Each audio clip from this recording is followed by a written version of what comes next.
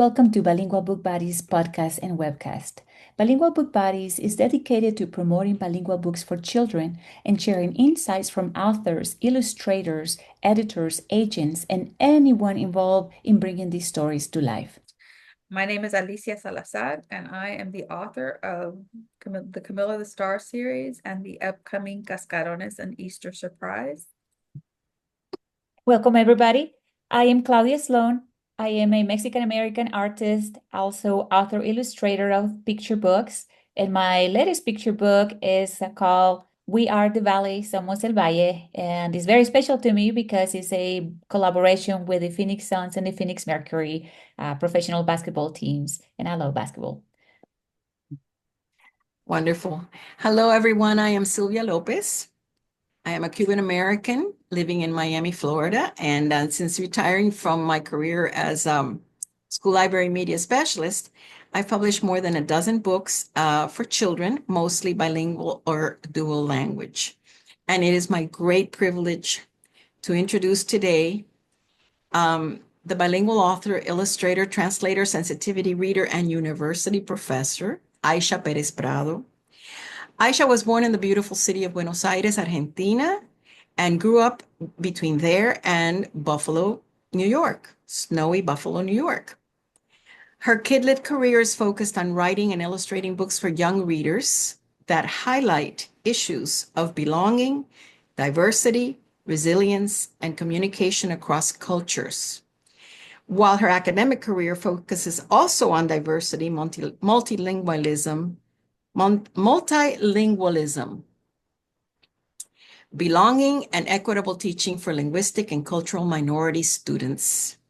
She has lived in several different countries and draws inspiration for her stories and illustrations from all of the diverse locations that she has called home. So let's start. We have some wonderful questions, and I think the answers are going to be even more wonderful. So we'll start with Alicia. Okay. My question is, can you share a bit about your journey to becoming an author of bilingual books for children? Yes, thank you so much for having me, and I'm happy to share my journey. So I've always written and drawn since I was a child, and I feel like I've always been bilingual. I have not always been bilingual. I started becoming bilingual when I was 4 years old and immigrated to the United States. But because my father stayed in Argentina and my entire family, except for my mother, I went back and forth a lot. And so English and Spanish feel like they're both my native language in a way at this point. And so in writing, I feel that I can't really separate my childhood from the fact that I was bilingual. And I try to tap into like my child when I'm writing for children. The girl who was Aisha and came at 4 years old, and then the teenager and everything in between. So that's part of my journey. And then as I became a university professor and I wrote academically, I found that I much prefer writing fiction than academic text, to be honest. And I enjoyed children's literature so much that I started thinking about writing that. And I joined SCBWI and I joined Sylvia's critique group in Miami. And that really helped me a lot in becoming a children's book writer, understanding how the market works, and finding out how I can fit in the marketplace as an Argentinian rather than as a Latina who represents a larger group of Latinos in the US, such as Mexican Americans or Puerto Ricans, or even Cubans feel like such a huge group to me, maybe because I live in Miami, but I'm not, I think it's quite a large group. I'm not sure about the statistics, but Argentinians, I think, offer a different perspective and a different set of experiences. And it's a little bit hard to write those perspective and experiences when editors are looking for something else, maybe. Yeah, so that's part of my journey, just trying and failing, many rejections, many Yes. rejections, many stories that haven't sold, and a few that have sold. The next question is mine, and you covered a little bit on that. We're gonna dig in a little deeper. So can you tell us a personal anecdote, story, unique experience, or even achievements that you felt inspired by that to write bilingual books? A personal anecdote or unique experience. Well, when I was a child, I didn't have any bilingual books. So that would be something that made me feel inspired. And also reading other bilingual books as I became a bilingual education professor, um, I found that they didn't really represent my story. They were stories that were very different. And I did teach bilingual kindergarten in California, in Salinas, California. My entire class was Mexican American, and I learned so much, and it was such a different way of being Latino than my understanding of being Latina, right? The way the language is spoken, the foods, the traditions, the customs, it was all different. And yet we were also connected by a sense of Latinidad or a sense of being the other in a way.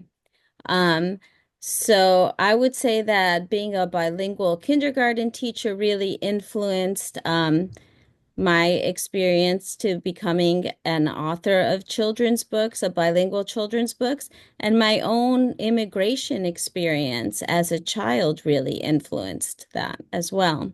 It was a little bit traumatic, a bit of a traumatic experience as I was dropped off unceremoniously in the United States without knowing that I would be immigrating. And so, like, the shock of immigration really affected, I think, my ideas, as well as like feeling like I didn't belong, not having a language that I could communicate in. I immediately went to school with before care and after care because my mother was a resident at the time, a medical doctor. So she worked many, many hours. And I was in an environment where not one person spoke Spanish.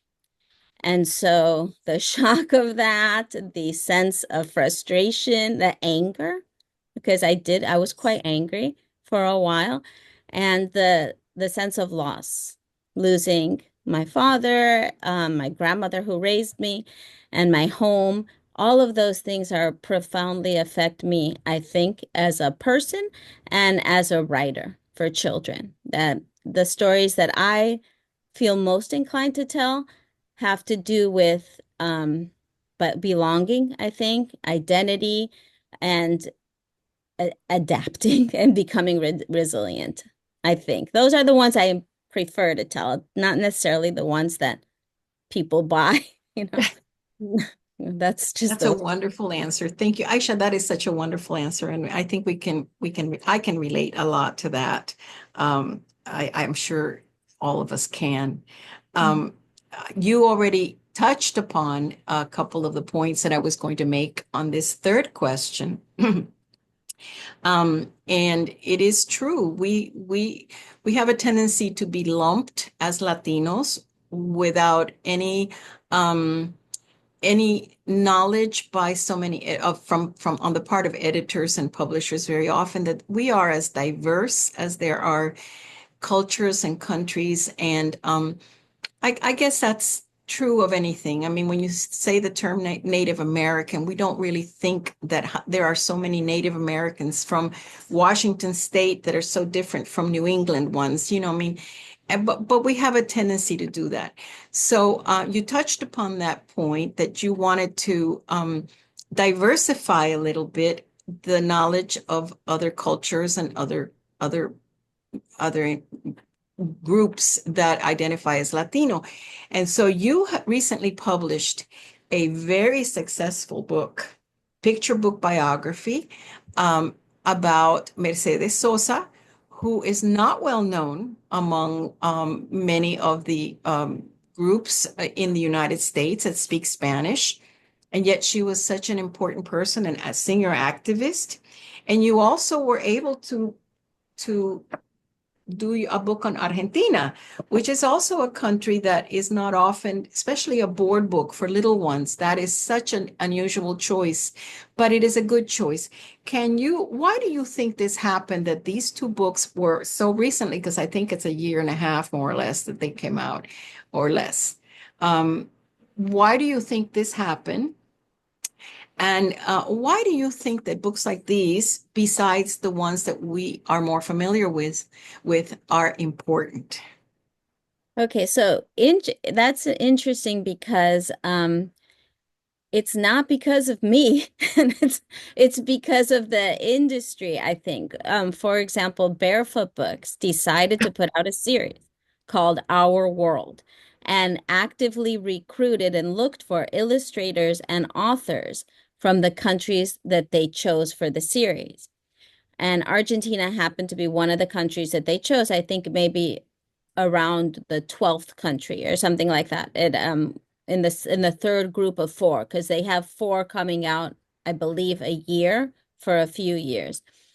And so when they put out a call, and since it's a board book, they started with the illustrators. I think that was a smart choice. They looked for an illustrator from each country that they really liked their illustrations and they were appropriate for a board book. And then they looked for an author. And I was lucky because several of my own critique partners recommended me to the publisher. So I was invited to send in a script, not a script. I'm working with my daughter a little bit, who's a TV person. So now I'm saying script instead of manuscript. Invited me to submit a manuscript. And they were very, very adamant about like the number of words. It had to be a very small amount of words because it's a board book. Yes. And I think I'm not sure now if they asked for rhyme, but I love to write in rhyme. So maybe I just threw that in. Yeah. And they wanted things about a typical day in Argentina. Now, if you know anything about Argentina, you know it's a humongous country. It's very large. So a typical day in the northeast of Argentina will be very different, right, from Buenos Aires, where I'm from, or from Patagonia, where the glaciers are, or from, the Andes Mountains or the Pampas. So I decided to think of a typical day in Buenos Aires, where I'm from, because that's, what I know. And a sort of a toddler going through the day there.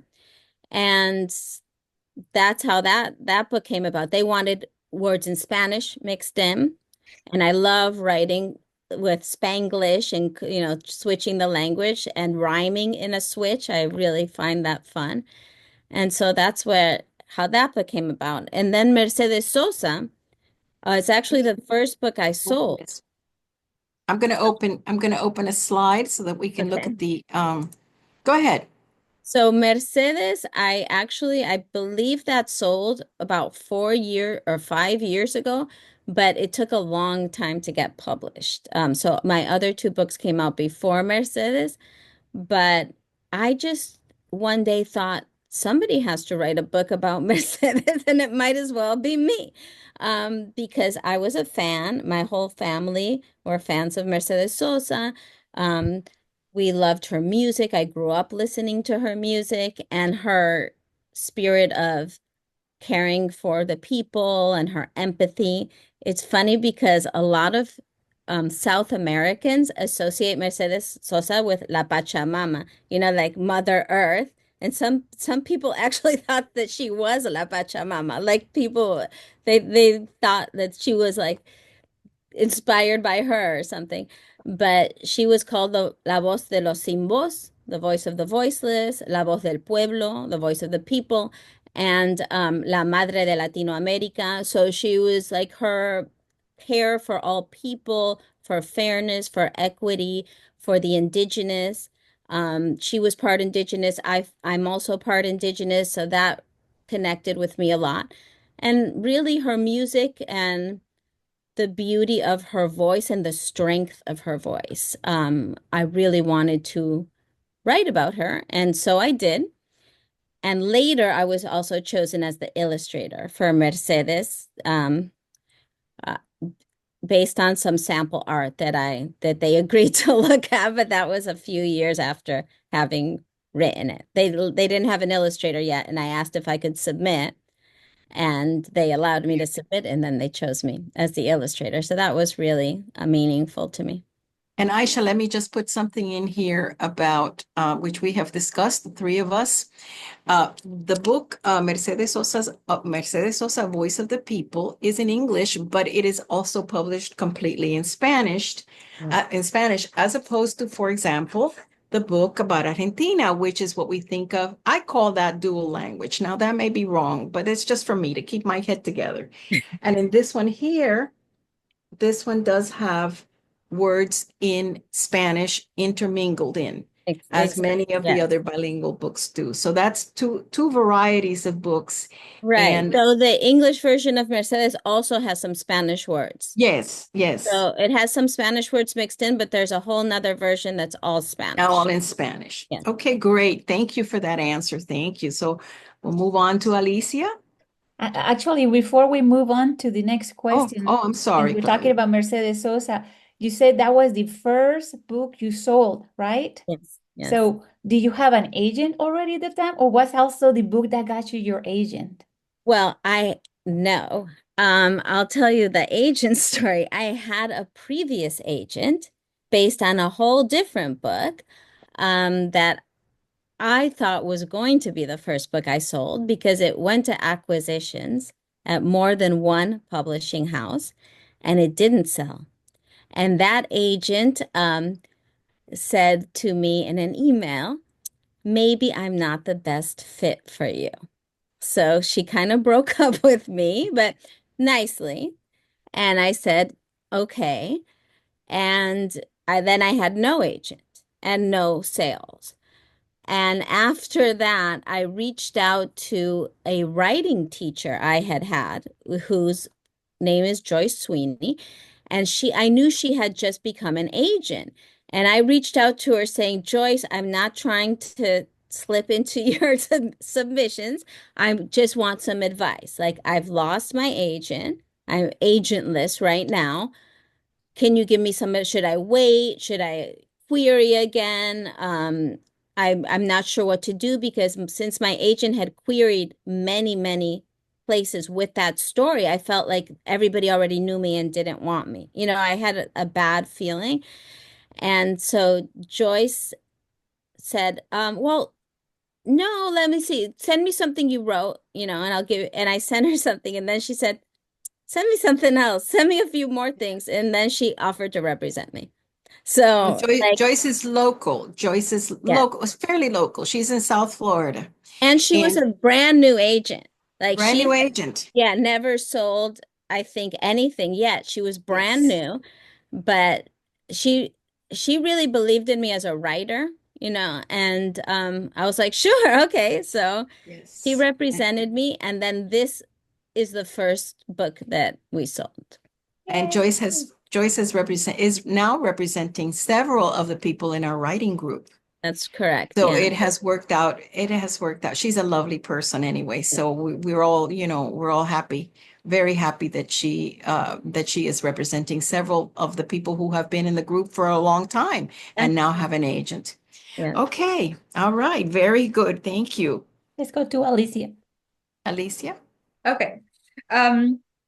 Bilingual books, in my experience, are kind of a more recent thing. And they're still not really mainstream. Like, you don't go to Barnes and Noble and find a lot. You might find a few, but you don't find, it's not like your go-to place for bilingual books. You kind of have to order them online. My question is, you mentioned you teach language learning, cross-cultural communication, and diversity of meaning at the college level. In which ways do you think good bilingual books may support language learning and development in children? Well, I hate to say in every way, but I really believe in every way. First of all, one of the main things that we teach and we believe in, I think, as a profession in the field of TESOL, or teaching English to speakers of other languages, or applied linguistics, that field, is that all languages are equally valuable. Language equity. We talk about that a lot. There's not one language that's superior to another, or one version of a language that's superior to another. So Cuban Spanish, Argentinian Spanish, Colombian, Mexican, Ecuadorian, Spain Spanish, all Spanishes are at an equal level. And English and Spanish are at an equal level. And I find that, and this is heartbreaking, but in my own students, most of whom are Latinos, many of whom are Cuban American, are often very hesitant to speak Spanish because they're like, oh, my Spanish is bad, or, it's not good enough, or even I've had Caribbean students, Jamaican students who are like, oh, I speak bad English because that's what we speak in Jamaica. So I have to teach them, no, you speak your English, and it's just as perfect and beautiful and good as standard American English or British English. It's just a variety. And so bilingual books, I think that they honor that idea. Languages are beautiful and different, and it's wonderful to build an appreciation for different languages, cultures, and identities through children's books, because as we all know, with a tiny number of words, we can get a huge message across. And the illustrations, of course, also help us do that very much. So yeah, I love using children's books with my teacher education students. Whenever I have a face-to-face class, I will bring in a children's book every time and start the class by reading a book. And then how does that translate into what we're talking about? Teaching language or cross-cultural understanding or whatever.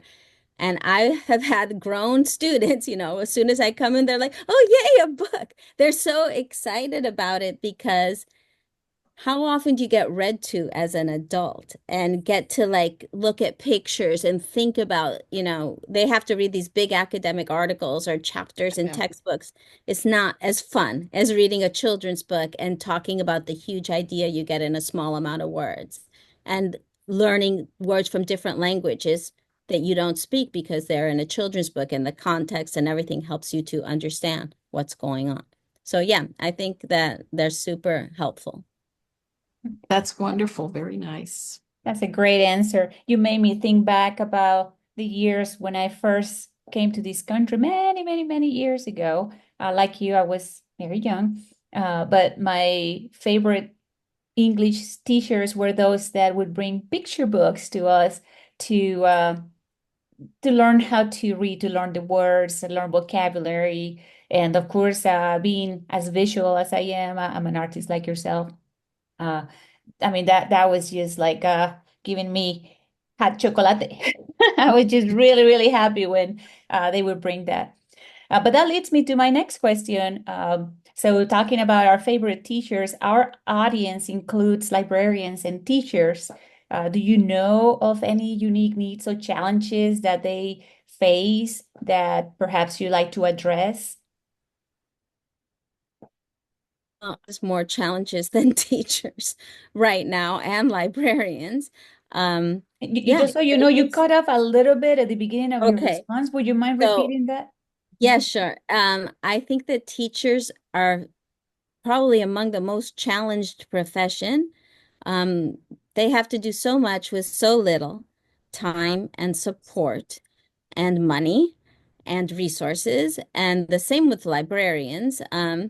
So yeah, and part of the unique challenges that they're facing right now is book banning, as you know.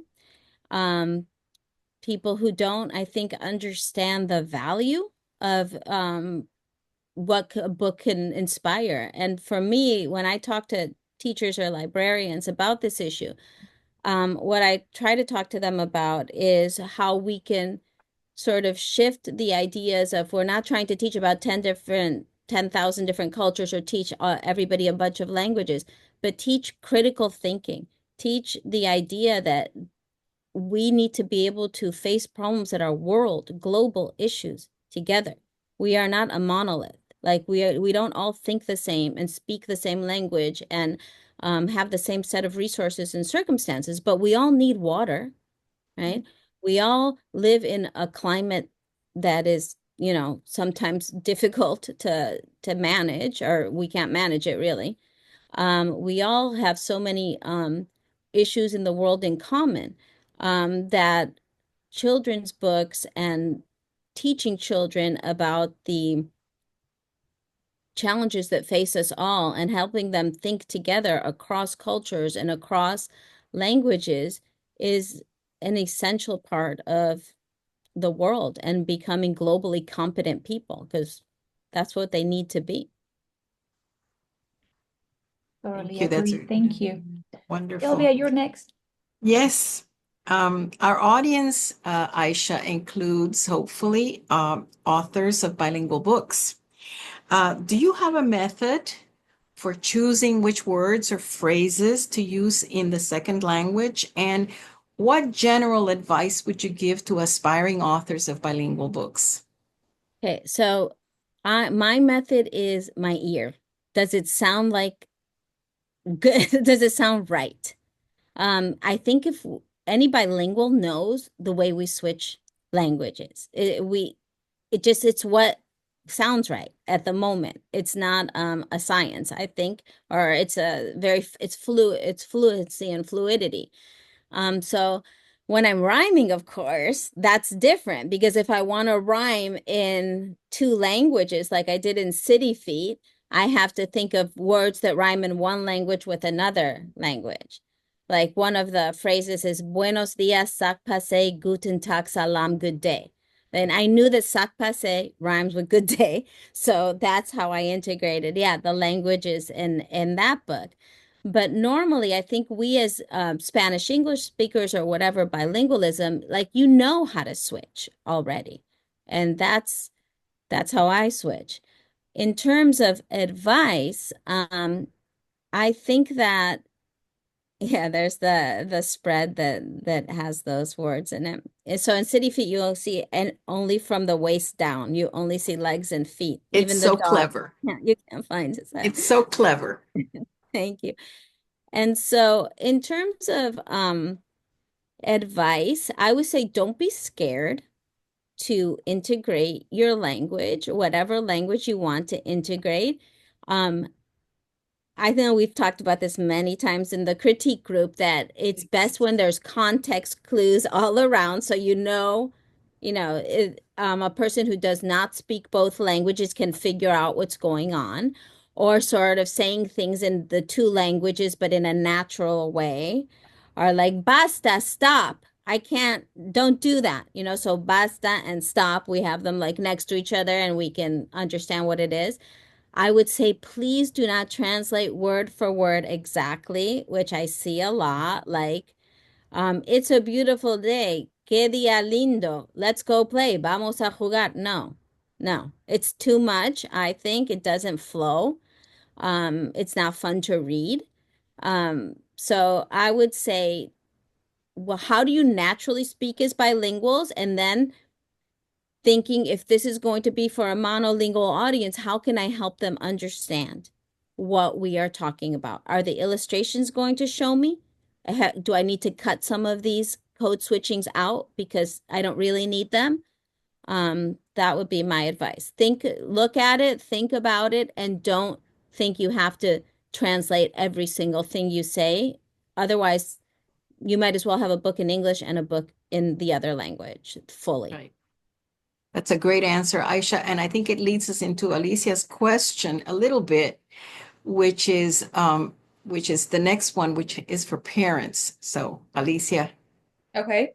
Another group we'd like to reach are parents.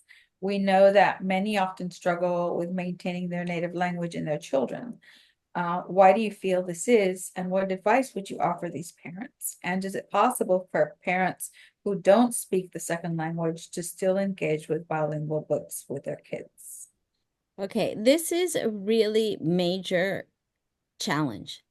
And I'll tell you why. Because English in the United States and in many areas, but specifically in the United States, including here in Miami, English is the language of power. Okay. That means that all of the most important things happen in English. For example, school is in English. And even if you go to bilingual school in Miami, and supposedly it's a 60-40 model, or it used to be, I'm not sure what the model is now, they'd still do 80-20 because they had to take standardized tests in English. So supposedly, for example, Spanish or science and math were in English, or Spanish and social studies and language arts in English. They do math in English, though, because they had to take its tests in English. And it makes sense. But if you don't have the same amount of time, energy, resources, books, and experiences in both languages, one language is going to absolutely dominate. And even in Miami, English dominates. Not among the over 75 crowd, maybe, or 80 crowd. Okay, Spanish dominates. But in the kids, even if they speak only Spanish when they get to school, in a few years, they're already English dominant. And unless parents make a huge effort at home, by the time they graduate from high school and they become my students, they're like, oh, my Spanish is terrible, right? They can ask for food, they can basic level Spanish, but they can't have a meaningful critical discussion in Spanish with their parents or their grandparents, and they suffer. The whole family suffers. So what can we do about it?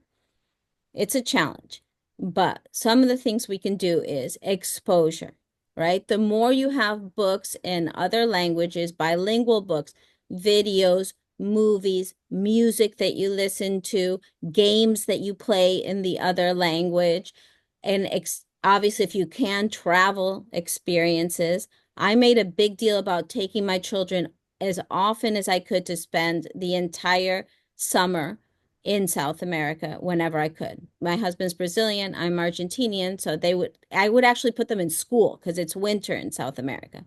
So they would go to school, and there's nothing more powerful than your friends speaking the language, because then you want to speak it for sure. Yes. If it's Of like course. abuelo, abuela, and your mother, and your mother understands English anyways, Yeah. you don't really have to make that much of an effort. But it's when it's the other 10-year-old that you want to be playing with, you're going to want to speak. And so peers and are really an important thing. So if you have that ability, that's important. And can monolinguals promote a second language? Absolutely. If they are dedicated to it, but it's work. It's like working out. It's every day. You have to be consistent. You have to keep giving more and more opportunities to be able to practice the language, because a word here and there, it's nice, but it's going to develop any kind of fluency or comfort level with a language. That's what I would say. It's great. What a great answer. A lot of my friends struggle with that, and whether or not there's this confusion as to like, if the kids start to learn English and then you speak Spanish in the house, you're gonna confuse them. When there's That's just really not true. little. And we know that as linguists. Like in European countries, people speak 3-4 languages. Like it's Absolutely. nothing, and children are able to learn a bunch of languages from birth. If you're going to compare a 3-year-old who only has English at home with a 3-year-old who has a bilingual home, the only English speaker is going to have more English words, of course. But the bilingual speaker will have just as many words using 2 languages. Yes. And then eventually there's a huge benefit to being bilingual, cognitive flexibility, opportunities. So it's important to tell parents, don't be scared. If they don't speak as many words, it's okay. The more they know of other languages, the better for them eventually. Wait till the SATs, wait till they're adults and they tell you, why didn't you teach me Yeah. Spanish when they need it Absolutely. for their jobs, right? I'm so glad you're Absolutely. saying this. Thank you. And that leads me to the next question that I'm very curious about. I mean, you're a college professor, obviously, and you deal with linguistics in so many different uh, uh, environments and approaches, but you also teach peace linguistics. So can you define that for us, and also tell me if you think bilingualism plays a role in promoting peace? Yes. So peace linguistics is the idea or the concept of how language can promote peace. And how are we talking about that? By reducing conflict, by building empathy, by increasing understanding, and by stimulating critical thinking and problem solving. That's what peace linguistics is about. And bilingual books are a wonderful avenue for peace linguistics because that's what we're trying to do, like promoting the idea that there's more than one way to look at things. There's more than one way to talk about things, that people who are different can still work together and be together and understand each other. Peace linguistics is also about promoting a sense of belonging, right? That we can belong to different groups and still be ourselves. Like we don't have to give up our language to become this other, to be part of this other group.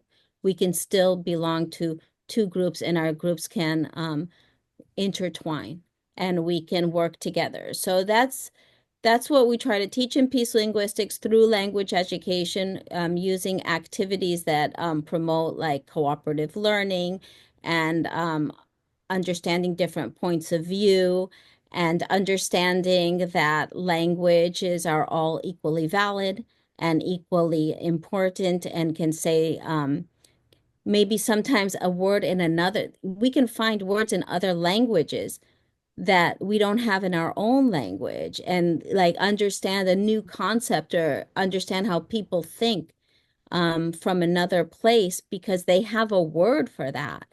And that's valuable to us. I'm not remembering the word now, but I know that there's words like saudade in Portuguese, that there's no exact translation for that in English or Spanish, but it means like that feeling you have when you think of home and that sense of like loss, but also like nostalgia, like missing, but it's not exactly missing. Or like in Spanish when we say different words like friolenta, right? Like I'm friolenta. Look at me. I'm in Miami. I'm wearing a hat. I'm always cold. I'm friolenta. But in English, we don't really have one word for that. Somebody who No. always feels cold is, um, and it's interesting to see how different languages have German is amazing. It has words that are like this Oh, long. yes, I know. Yeah, for things that it's amazing how many things they've put into this word or Yes, what is it called? I don't know if it's Gemütlichkeit. I studied German for a yes, while. Is it that it? yes. Like, is that the word that means? I don't remember what it is now, but there's a word that means that feeling you have when a friend of yours has had success and you haven't, and you're like upset about, but it's also your friend, but. Yes, yes, It's so interesting, and just uh, coming up with those differences in language, that's part of peace linguistics. It's part of say, look at the way we think of the world, and we all have these feelings, but some cultures have developed a whole word for it, and yes, it's easier to talk about then in that culture or to recognize maybe. And how can we get that skill in our culture? It's just I think it's so important, especially right now in yes. the state of the world, to Yeah. promote peace, understanding, Peace in empathy all forms, in, in in all any way we forms. can. And I think bilingual books are a beautiful avenue towards that. These are the books and Aisha's website, aixaperezprado.com. And we can see here the books that we've already talked about, City Feet, and then the two bilingual books, Argentina and Mercedes Sosa, Voice of the People. Her other book is Haunted States of America. So she has a short story in there. They're all very creepy. I read it, it was wonderful. And then some of her professional books are on the other side. And I just wanted to point out they all have to do with everything we've talked about today. But I just want to point out that lovely cover for the LAF book. That's Aisha's work as well. So And I so is couldn't. the other book. That's my And work too, the little, the, I'm the the the little one too. too, the little one too. Yes, I saw that. But that cover with the birds is just blue. It always blows me away because it's just so beautiful. Oh, thank you. So let me stop sharing here so we can go back. Okay, I think we have, can you share with us some of your upcoming projects, Aisha? Well, right now I have something that's sold, a story that's sold, but hasn't been announced because they don't have the illustrator yet, and for who knows, however many reasons, or when it will be announced, who knows? Who I knows? don't know. But that is very Spanglish. It's completely intertwining Spanish and English and in rhyme all throughout. So that's very bilingual book. And then what else I'm doing is reworking 3 dummies that I have. So if you're an illustrator, you have to make dummies. And early in my sort of journey as trying to become a children's book author, I made these dummies and they didn't sell, but my agent really likes the stories and I like the stories too. So I think now is the time to go back and And revisit relook them. at them, relook at the story, see if, now with hindsight, maybe I would change some things and it's the illustrations. So that's my plan for this year, reworking. And my other plan is trying to finally finish a middle grade novel that I started 18 times already and never got past a certain chapter. So I'm going out with our middle grade critique group and That's trying to do a wonderful. chapter every couple of weeks and hopefully at least get one whole draft finished. That's wonderful. Our critique groups in Miami, I have to say, not only do we collaborate, I mean, we really do, but there are members who belong to both young adult, middle grade, and then picture book, and then we have a book in a critique group all in Spanish. That one is very cool as well. So we all belong to those and attend whatever is good for us at the moment. Let's just finish with Alicia. Would you like to just Ask question. mhm. Are the main messages or takeaways you'd like our listeners to gain from your interview? That all languages are equally valuable, worthy, and bilingual books help to promote peace and understanding and empathy for any language group, whether it's monolingual, bilingual, or multilingual.